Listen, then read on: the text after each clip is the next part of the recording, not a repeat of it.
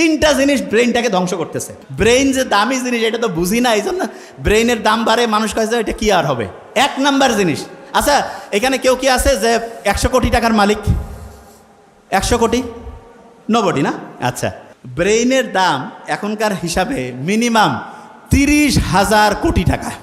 কোনো service charge আছে যে আল্লাহ যদি কইতো যে ঠিক আছে 1% করে টাকা দাও, ফকির হয়ে যাওয়া লাগবে না? এই ব্রেনটা যে দিয়েছে এটা কাজে লাগাইতে পারতেছি না কেন? তিনটা জিনিস ব্রেনটাকে ধ্বংস করতেছে। 1 নম্বরে কি? প্রফেসর মুখতার আহমেদ স্যার বলছে কিন্তু যে আমাদের ধৈর্য কম না? এই কি কম? তা উনি যেটা বলছে যে ধৈর্য কম, উনি তো বাংলায় বলছে, এই জন্য শুনে অত মজা লাগে নাই। মনে করছে এটা ফির কি সমস্যা। আপনি যদি আর্টিকেল পড়েন, আর্টিকেল মানে বিদেশি একেবারে কোটি কোটি ডলার খরচ করিয়া বিভিন্ন গবেষণা করে ওরা বাইর করছে। ওরা সেখানে বলছে কি জানেন, আপনার ব্রেইনের সবচেয়ে বড় সমস্যা হিসাবে তারা যেটা চিহ্নিত করছে সেটা তো ইংরেজিতে বলছে, কি নাম শুনেন? Attention deficit hyperactivity disorder. ওরে বাবা, এত বড় রোগ! এইখানে যারা আছি হয়তো বা আল্লাহর মধ্যে এরা তো ইসলামী, এদের হয়তো বেশিরভাগ জনের ব্রেন ভালো আছে, তবে সারা দেশের যদি চিন্তা করি 80% মানে 10 জনে 8 জনের, আমার সাথে একটু বলতে হবে, attention deficit hyperactivity disorder. এইটাকেই বাংলায় বলে কি? ধৈর্যের অভাব। এবং আপনি যদি ডাক্তারের কাছে যান, যদি আপনার এটা লিখে দেয় ADHD, কবে যে আপনার বিশাল বড় সমস্যা। যে কী ব্যাপার, যে এটা ট্রিটমেন্ট আমাদের কাছে আছে।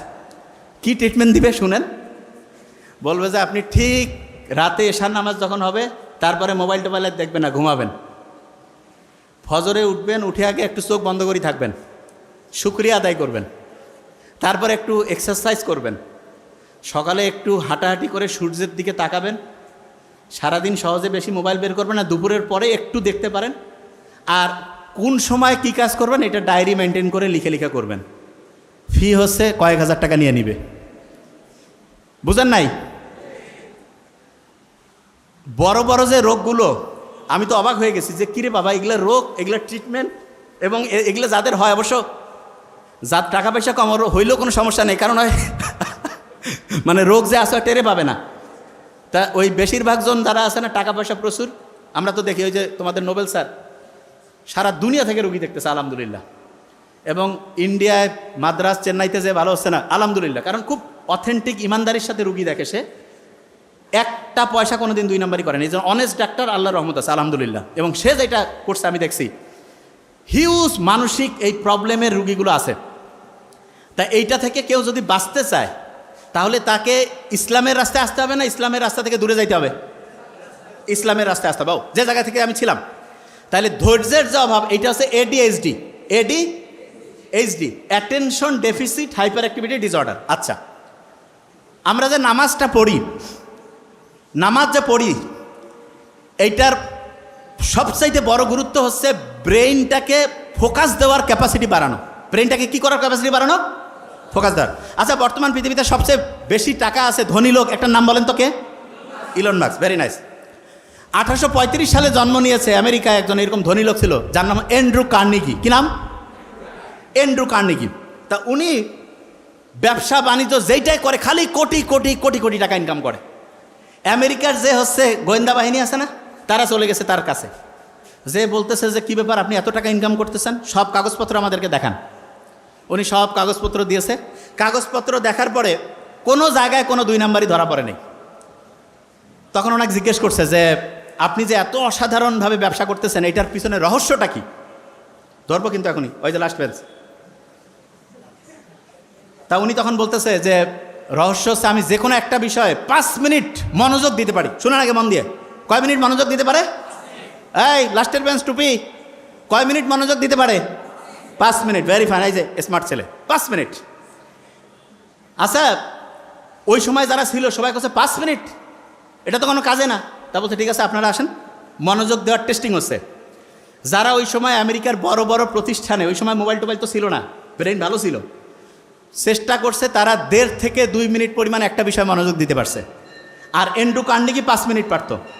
আমরা যারা মুসলমান, তারা যদি মন দিয়ে নামাজ পড়ি, দৈনিক যত রাকাত নামাজ পড়ি, এটা যদি মন দিয়ে পড়ি, তাহলে আমাদের মনোযোগ দেওয়ার যে ক্যাপাসিটি, এইটা অ্যান্ড্রু কার্নেগির চেয়ে বেশি হবে না কম হবে? তাইলে টাকা ইনকাম করা কি কোনো কঠিন কাজ হবে? অনেকে টাকার পিছনে দৌড়ায়, জীবনে টাকার পিছনে দৌড়ে টাকা পাওয়া যায় না, কারণ দুনিয়ার নিয়ম আছে যেটার পিছনে দৌড়াবা সেটা তুমি পাবা না। তাহলে ভাই কাজটা কি? তোমার সবচেয়ে শক্তিশালী অস্ত্র হচ্ছে ব্রেইন। এই ব্রেইনটা সবচেয়ে পাওয়ারফুলভাবে আল্লাহ বানাইছে, এইটা শুধু তোমার ওই পাওয়ারটা ধরে রাখতে হবে। এবং ধরে রাখার জন্য যেই যেই বুদ্ধি দরকার আল্লাহ সবগুলো বুদ্ধি দিয়েছে, কিন্তু আমরা ধরে রাখতে পারি না কেন? কারণ আমরা নিয়মটা কেন মানতেছি সেটাই বুঝি না। আমি যখন নামাজে দাঁড়াবো, নামাজে মনোযোগ দিলে এইটা ব্রেইনের ফোকাস করার যে ক্যাপাসিটি, ফোকাস, আচ্ছা ফোকাস জিনিসটাকে আমি বলি, এই যে ক্যামেরা আছে না, ক্যামেরাটা আমি যেই দিকে টার্গেট করব, ছবি কি ওইটার আসবে না অন্য জায়গায় আসবে? তাইলে আপনি যেই জিনিসটা টার্গেট করবেন আপনি ওই জিনিসটা পাবেন না অন্য জিনিস পাবেন? আচ্ছা আপনি যদি টার্গেট করেন যে আমি আমার ব্রেনটাকে ঠিকভাবে ভালোভাবে কাজে লাগাবো এবং এইটাকে কাজে লাগিয়ে আমি আমার জীবনে অসাধারণ কিছু করব, তাইলে আপনি এটা পারবেন কি পারবেন না? পারার জন্য নামাজটা 5 ওয়াক্ত যখন পড়বো তখন তো শুকরিয়া আদায় করবোই, তার সাথে এটাও চিন্তা করব যে আমার অ্যাটেনশন দেওয়ার, ফোকাস দেওয়ার যে ক্যাপাসিটি সেটা বাড়তেছে। ক্লিয়ার? আচ্ছা রোজা রাখি না আমরা? আপনি কি জানেন যে আমাদের শরীরটা প্রতি মুহূর্তে কিন্তু এরকম বিভিন্ন সময় হচ্ছে আবর্জনায় ভর্তি হয়ে যায়। এইটাকে পরিষ্কার করার জন্য রোজার চাইতে ভালো কোনো সিস্টেম বিজ্ঞানীরা এখন খুঁজে পায়নি। অনেক সমস্যা শারীরিক বিজ্ঞানীদের কাছে যায়, মানে যারা ডক্টর তাদের কাছে যায়, তারা বলে আপনি না খেয়ে থাকেন। কি করে বলেন না, কি করে? না খেয়ে থাকা।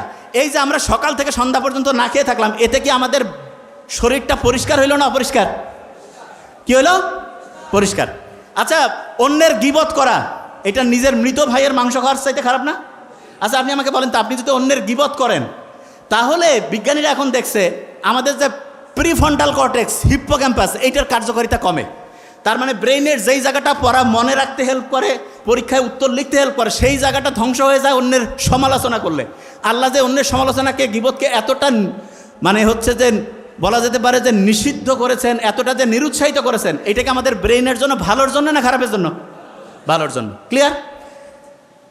আচ্ছা মেডিকেলে যারা যারা পরীক্ষা দিবে, এখানে আছে না অনেকে, অনেকে আছে ভার্সিটিতে পরীক্ষা দিবে, একটা বুদ্ধি শিখাই দেই, একটা বুদ্ধি শুধু, তাহলে পড়া একদম ক্লিয়ার হয়ে যাবে।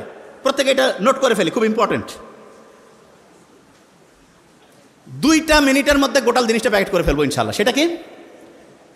মেডিকেল অ্যাডমিশনে 5টা বক্স আছে। কটা বক্স? 5টা বক্স। 5 ওয়াক্ত নামাজের মতো 5টা বক্স। একটা হচ্ছে ফিজিক্সের বক্স, একটা কেমিস্ট্রি, একটা বায়োলজি, একটা ইংলিশ, একটা সাধারণ জ্ঞান। আপনি সারা দেশের মধ্যে ফার্স্ট হইতে পারবেন যদি আপনি প্রত্যেক দিন 5টা বক্সে 1 মিনিট করে হইলেও পড়েন। আমি আবার বলছি, 5টা বক্সে 1 মিনিট করে হইলেও যদি আপনি পড়েন, আপনি সারা দেশে ফার্স্ট হইতে পারেন। প্রথম থেকে পড়তে হবে, প্রথম থেকেই।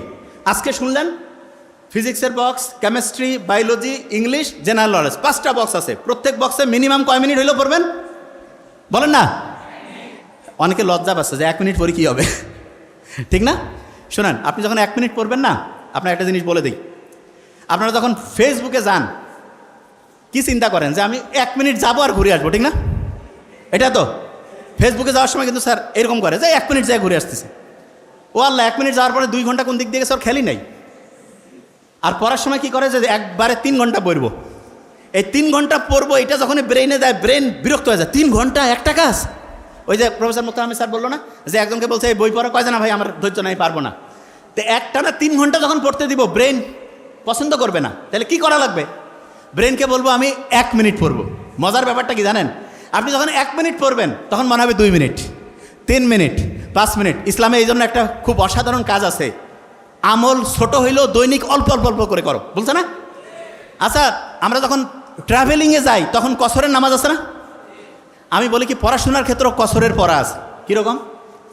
ঈদের দিন কোনো প্রোগ্রাম, কোনো জায়গায় কোনো হচ্ছে দুর্ঘটনা ঘটছে, ওই দিন কসরের পড়া পড়বো। কিসের পড়া? কসরের পড়া মানে কি সেটা বলি। ধরেন নামাজ আপনি যতটুকু নর্মালি পড়েন তার 4 ভাগের 1 ভাগ ধরেন পড়লেন, কথার কথা সব মিলে। তা আপনি দৈনিক মনে করেন যে 4 ঘন্টা পড়েন, যেই দিন আপনার পড়ার কোনো মুড নাই, মন মেজাজ খুব খারাপ, সেই দিন কসরের পড়া। কসরের পড়া মানে আধা ঘন্টা, 20 মিনিট, 15 মিনিট আমি পড়বই পড়বো। ক্লিয়ার? তাহলে বলেন তো কসরের পড়া ঈদের দিনও আমি পড়বো 15 মিনিট, 20 মিনিট, তার বেশি পড়লে সমস্যা নেই, কিন্তু মিনিমাম 15 থেকে 20 মিনিট আমি পড়বই পড়বো। ক্লিয়ার? তাহলে এখন থেকে যতদিন আমি বেঁচে থাকবো কসরের পড়া থাকবে আমার, মানে যেদিন আমার পড়া নাই সেই দিন আমি কয় মিনিট পড়বো বলি না কেন? 15 থেকে 20 মিনিট পড়লে হবে। আচ্ছা, যে জিনিসটা বলতেছিলাম যে আমাদের যে ব্রেইনের যে নিউরনগুলো আছে এগুলো ভালো কাজে শক্তিশালী হয়, আর খারাপ কাজে হচ্ছে ধ্বংসের দিকে যায়। এই জন্য ইসলাম সবচেয়ে ভালো কাজগুলোকে উৎসাহিত করছে, খারাপ কাজগুলোকে আস্তে আস্তে পিছাই দিয়েছে। আচ্ছা, অন্যায়ের প্রতিবাদ করা এটা ইসলামের সবচেয়ে একটা বড় কাজ না? সবচেয়ে বড়। স্টুডেন্ট যারা আছে সারা দেশের, তার মধ্যে এই যাত্রাবাড়ির স্টুডেন্টদের কিন্তু আলাদা একটা ইতিহাস আছে। গত বছরের এই দিনে আমার খেয়াল আছে, আমাদের পেজে আমরা দেখছি সারা দেশে হাসিনার সময় যে অনাচার অনিয়ম ছিল সেইটার বিরুদ্ধে যে প্রচণ্ড সংগ্রাম, সেটার সূচনা হয়েছে ওই আবু সাইদ আর মুগ্ধকে দিয়ে। আর পরিণতিটা আনছে কিন্তু যাত্রাবাড়ির এই এলাকার মানুষজন, এটা জানি আমরা।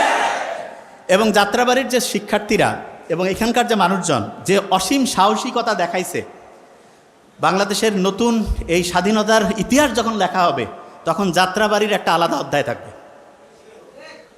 এবং একটা স্টুডেন্টের সবচেয়ে সেরা কোয়ালিটি কিন্তু ভালো স্টুডেন্ট হওয়ার চাইতে বেশি কোনটা জানি? অন্যায়ের প্রতিবাদ করা। কিসের? অন্যায়ের প্রতিবাদ। তা আমরা যারা এখানে আসি, মেডিকেলে তো আমরা চান্স পাওয়ার জন্য পড়বই। মেডিকেলে কয়টা বক্স আছে? 5টা। প্রত্যেক দিন প্রত্যেকটা বক্স 1 মিনিট হলেও কি করব? পড়ব। আচ্ছা, যারা ঢাকা ইউনিভার্সিটিতে পরীক্ষা দিবে, ঢাকা ইউনিভার্সিটি ইংলিশ বাংলা সাধারণ জ্ঞান আছে কারা কারা? একটু হাত উঁচু করি। আচ্ছা, ভেরি ফাইন। হ্যাঁ, ঢাকা ইউনিভার্সিটির 3টা বক্স আছে। কয়টা বক্স? একটা ইংলিশের বক্স, একটা বাংলার বক্স, একটা হচ্ছে জেনারেল নলেজের বক্স। প্রত্যেক দিন প্রত্যেকটা বক্স 1 মিনিট হইলেও পড়বো। কয় মিনিট? আগে 1 মিনিট দিয়ে শুরু করো, দেখবে আস্তে আস্তে বাড়তেছে ইনশাআল্লাহ। যারা মেডিকেল ঢাকা ইউনিভার্সিটি 2টাই দিবে, তাহলে তার টোটাল কয়টা বক্স পড়া লাগবে? কয়টা? 8টা না, 6টা পড়লেই হবে। কারণ ইংলিশ সাধারণ জ্ঞান মেডিকেলও আছে। শুধু বাংলা বক্সটা আলাদা পড়লেই তার 6টা বক্স পড়লে 8টা বক্সের পড়া হয়ে যাবে। ক্লিয়ার? বুঝতে পারছে? আচ্ছা, আজকে থেকে একটা বুদ্ধি করব, প্রত্যেকেই হাত উঁচু করি। 5 ওয়াক্ত নামাজ পড়ি না? প্রত্যেক নামাজের আগে 5টা করে এমসিকিউ পড়ব, নামাজের পরে 5টা করে এমসিকিউ পড়ব। প্রত্যেক নামাজের আগে উজু করে কয়টা এমসিকিউ পড়ব? নামাজের পরে কয়টা পড়ব? তাহলে 5 ওয়াক্ত নামাজে উজু করে 5 পাঁচা 25, নামাজের পরে 5 পাঁচা 25, দৈনিক কয়টা এমসিকিউ হবে? কয়টা? 50। হাত নামাই। 1 মাসে কয়টা হবে? 1 মাসে 1500। 1 বছরে খুব কঠিন হয়ে গেল। 18,000। কত? ঢাকা ইউনিভার্সিটির পরীক্ষায় যদি 12 থেকে 14,000 এমসিকিউ কারো মাথায় থাকে, সে নিশ্চিত করে চান্স পাবে, নিশ্চিত। তাহলে প্রত্যেক নামাজের আগে যদি হচ্ছে 5টা এমসিকিউ আর নামাজের পরে 5টা এমসিকিউ পড়তে পারি, তাহলে ঢাকা ইউনিভার্সিটিতে চান্স নিশ্চিত হবে কি হবে না? হবে কি হবে না? হবে। আচ্ছা,